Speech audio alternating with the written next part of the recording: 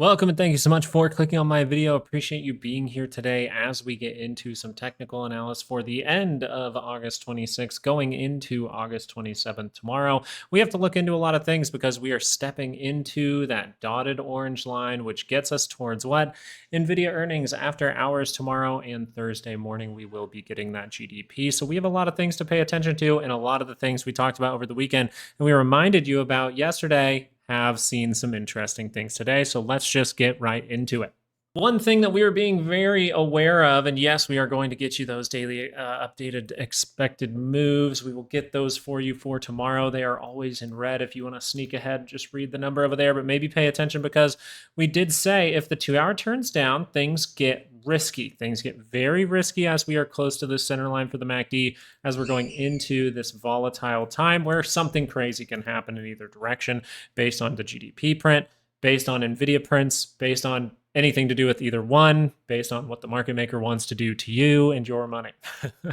So the 2-hour was not able to cross. Big deal, right? So let's pay attention to our daily expected move, 649.80 to the upside. We do get 640.52 to the downside. So the cool part about this is the 2-hour was not able to curl down, but instead towards the end of the day, you actually did see the 30-minute able to confirm up into positive territory.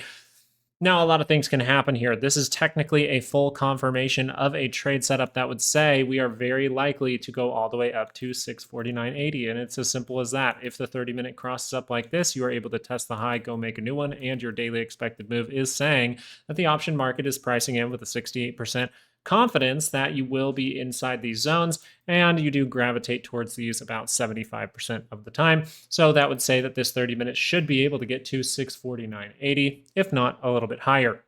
That means this is a decision-making area for tomorrow if you're in this. Now, let's talk about this like we talked about the volatility play yesterday, and thank you to those people who were actually asking about volatility yesterday, emailing me back and saying thank you for going over it. I really do appreciate that.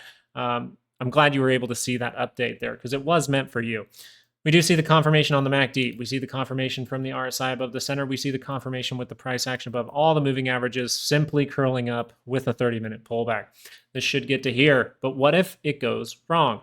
We already talked about kind of the trade setup. You have your 3 reasons right in here for taking some kind of swing on the 30-minute chart. It happened to confirm at the end of the day. That's a good thing. But what if something goes wrong tomorrow? Well, I want you to look at the 15-minute. We're going over this again. It is what is in the full technical analysis course down in the description. That's only $100 for a few more days.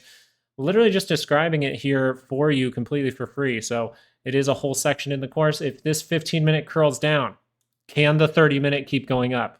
If the 15-minute curls down like this, if the price action goes like this and this 15-minute curls down into negative territory, is it physically possible for the stock to go like this?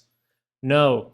So the 15-minute is a very good way as it is closer to the center line that you can see if this is going to go against you. And it could be a moment where you need to manage the play. That being said, if the 15-minute early on throughout the day wanted to dip down to the lower expected move and set up some kind of 15-minute divergence, that would be interesting. It would say I would maybe manage the plan here, but look at getting back in as long as signals hold well down here on my indicators.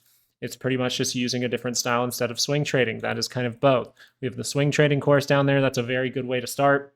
But the full technical analysis course will teach you more of these type of plays that we just drew out. So overall, this is a 30-minute swing trade that should be able to get to 649.80. But if the 15-minute rolls down, it is impossible for the 30-minute to go up unless that 15-minute is able to curl back up with a higher low or a divergence. Then we most likely will get to those type of levels, and it's just waiting for a catalyst being that dotted orange line. As we get to the Qs, let's just read off those daily expected moves, 578.84 to the upside. Pretty good amount of implied volatility tomorrow, so just be aware.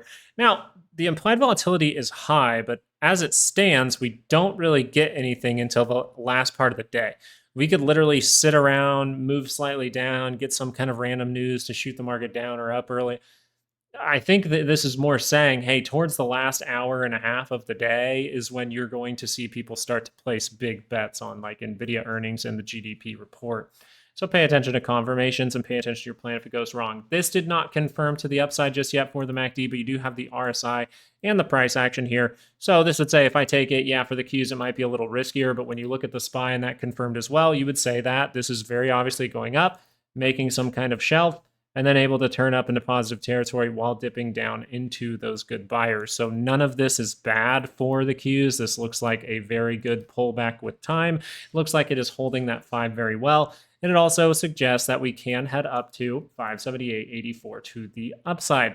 So I'd really be paying attention to that. This trade says, hey, this is very likely to get to 578.84. But if the 15-minute is close to that center line, which it is, and that confirms back down, we start losing the 5 and things like that.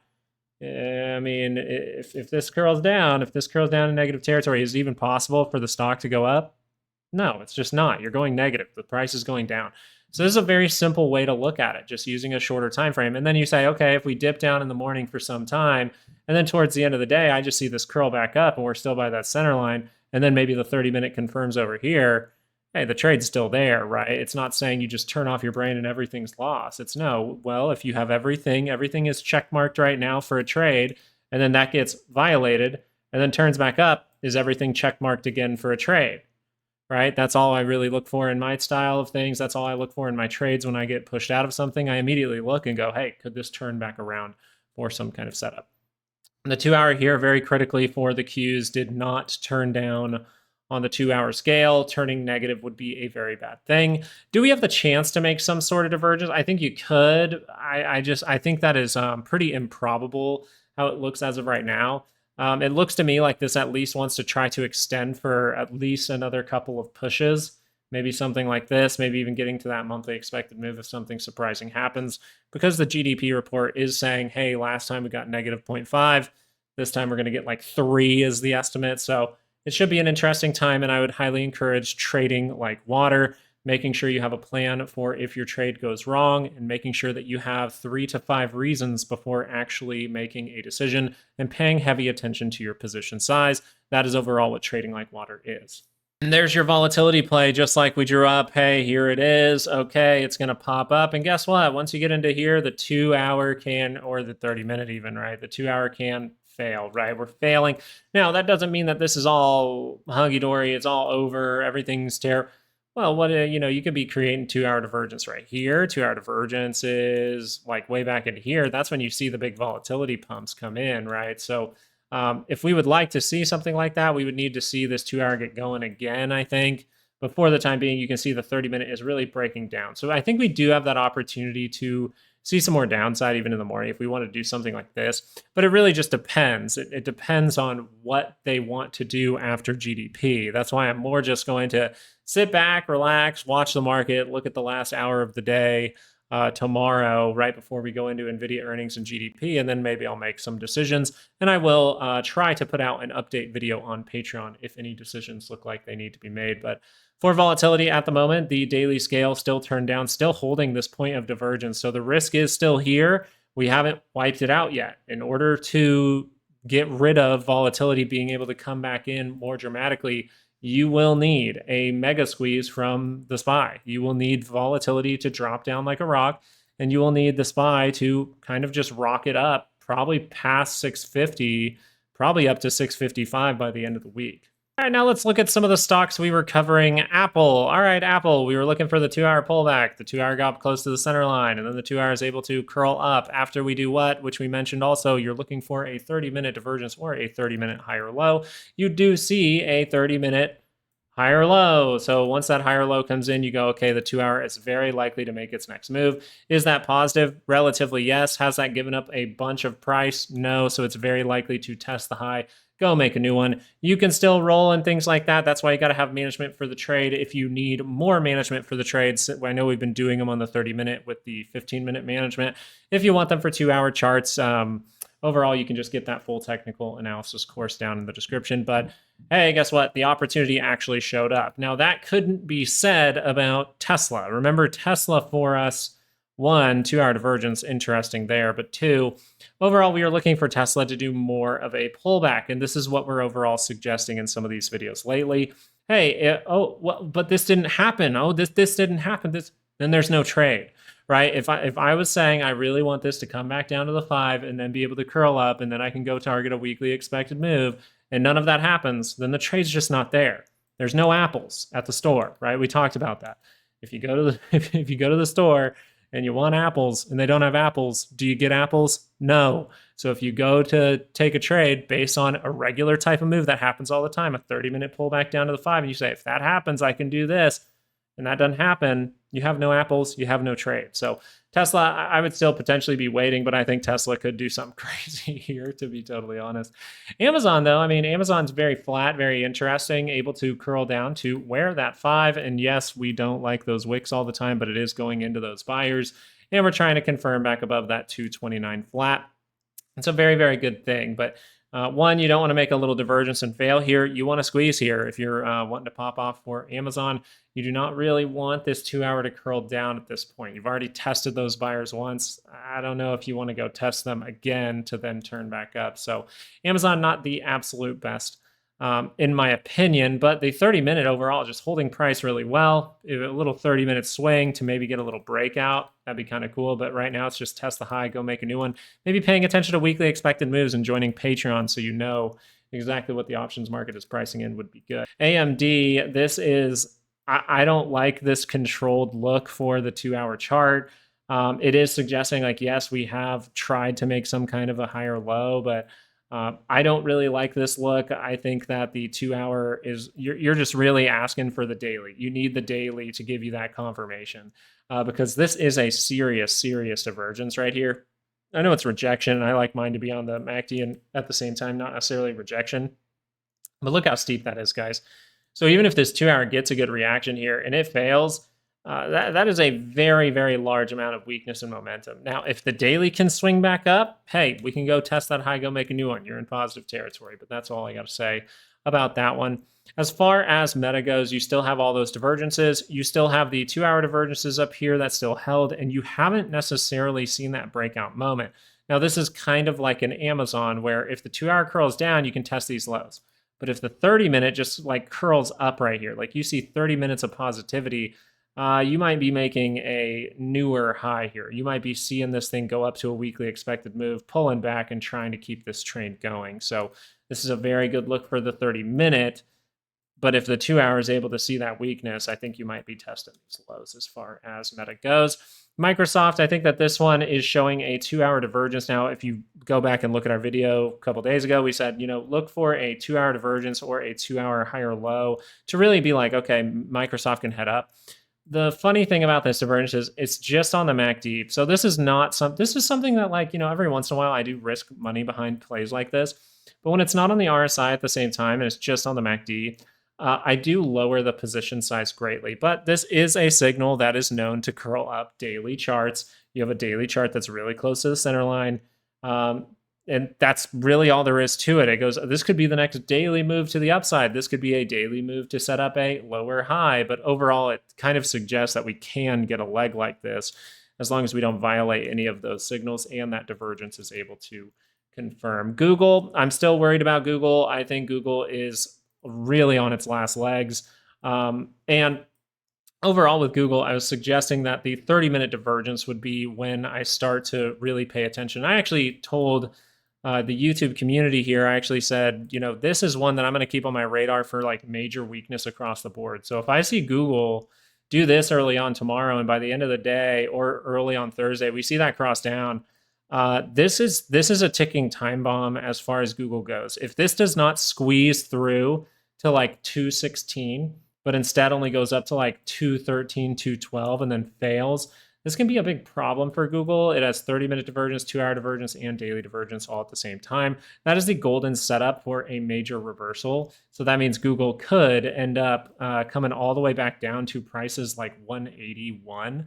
It could even come all the way back down to, I guess it would be like right here, 170. So I'm not happy with that. I'm not suggesting that that has to happen. It can easily just like work its stuff out and turn back up a lot sooner. But golden setups for major tops is not necessarily a good thing for Google at this point. And it has triple divergence on the daily scale. So that's going to be a rough one. So I'm looking for 30-minute for Google. I think Google needs to squeeze through. As far as AMC and GME goes, they did not curl up their daily charts. These need to get going. They really do need to get going. Now, the good part here for AMC was the 2 hour was not able to confirm down here on the MACD. It was on the RSI. The 30-minute is trying to hold close enough to that center line, and you're dipping into the good buyers. So you have a chance here, but if you really want AMC to get going, you're going to need daily momentum. So you need to see a big ass daily bar. You need to see a big ass daily bar that takes you above $4.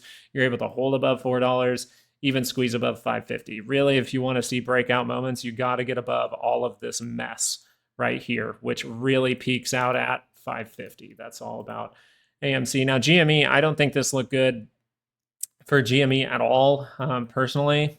I think that this was a major downward bar. This is exactly what I was talking about when I said you don't want this to roll because it looks like it can go down to like $21 before that earnings.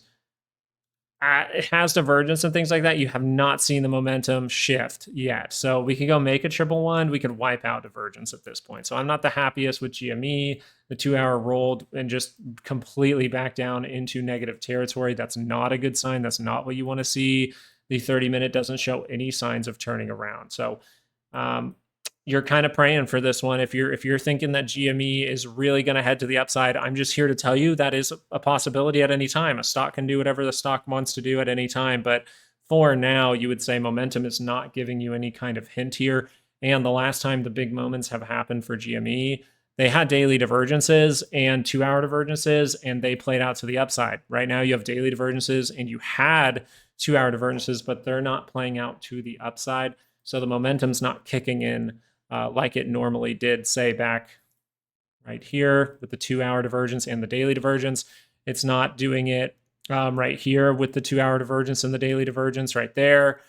Even from very, very long time ago, you got like a 2-hour higher low, just the daily curled up, but you had the 2-hour higher low right here that started it off. And yeah, you're just not seeing any of that in the near price action. So this isn't me trying to convince you of anything with GME. I still hold GME. I'm just telling you that this is not looking good from a momentum perspective. You need things to turn around for this to head to the upside. As far as it stands, guys, going into the rest of the week, it looks like we're about to head into a little bit riskier time. This can be a time where we could set up those reversal signals going into a big event. But as of today, the confirmation we got going into August 27th for the morning here is we should see some positive momentum. And if this isn't going to do a management for the trade on the 15-minute, then 649.80 would be a great level to watch for the SPY. I hope that this video was in some way helpful to you. I really, really do. If it was, leave a like, maybe subscribe, and check out some of the stuff down in the description if you need some help.